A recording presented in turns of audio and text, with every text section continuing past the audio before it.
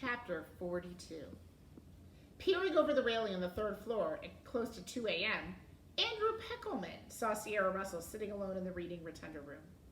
Andrew had spent the night on the third floor, losing video games to Charles, and being reminded about how much he needed to break into the community room to borrow Kyle Keeley's clues, and to pay Charles back for wasting his time on Anna Green Gables. Andrew had promised Charles that he'd do whatever it took. If anyone on Team Keeley is going to help us break into their headquarters, it'll have to be the shy girl, the one who's constantly reading. Have you noticed what Sierra Russell uses for a bookmark? No, Andrew said honestly. Her library card, which of course doubles as a key card for Meeting Room B. Find a way to borrow that key card. Isn't that illegal? Of course, it's a library. People borrow books, right? Well, yeah. Did I mention that I have 3,000 Facebook friends? 2,000 Twitter followers?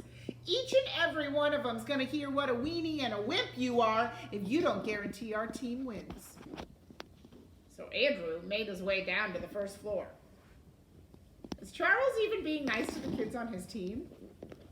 Do you want Charles to win? No. I don't feel like he's not even being nice to Andrew. He's basically telling Andrew, I'm going to tell everybody that you're a weenie if you don't go and break into the room. Well, Sierra was reading a book as usual. As he moved closer, Andrew saw a flash of white. Charles was right. Sierra was using her library card to mark her place in the book. He made his way to the overstuffed reading chairs. Good book? His voice startled her. Oh, hello, yes.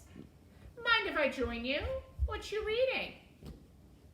Charlie in the Glass Elevator by Ronald Dahl. Oh, yeah, I've heard about the book. Where's the rest of your team? They went to bed. They want to get up bright and early before the doors on the second floor open. Yeah, Haley and Charles conked out too. Guess it's just us bookworms, huh? Well, it's kind of late, said Sierra. I'm going to go upstairs and... May I take a look? Andrew said. Your book. I've never read it.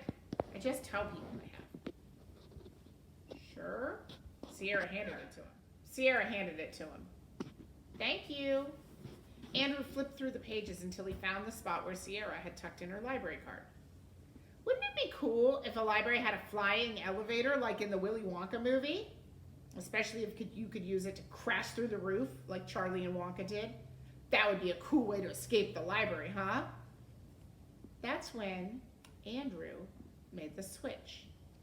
He slipped his library card into the book and took Sierra's. Charles would be so proud of Andrew. So, he said, did you ever read The Elevator Family? No, I don't think so.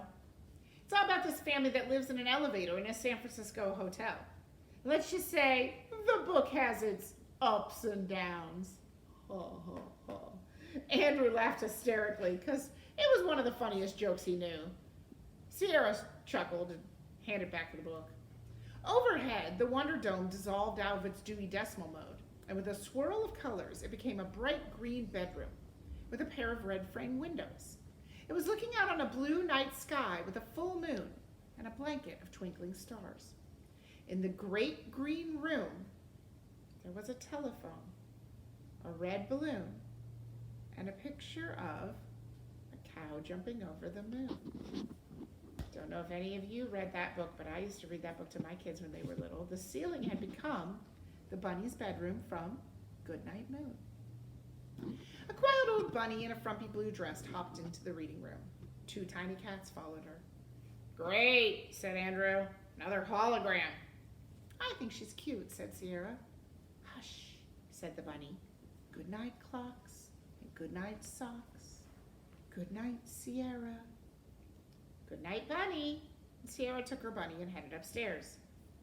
Good night, Andrew, said the bunny. Right. He pocketed the library card. He couldn't do anything with it right away, not while the holographic bunny was watching and the spy cameras. But first thing in the morning, Good night, old bunny, saying hush, he called out, and then under his breath he muttered, in the morning, our competition, we're gonna crush.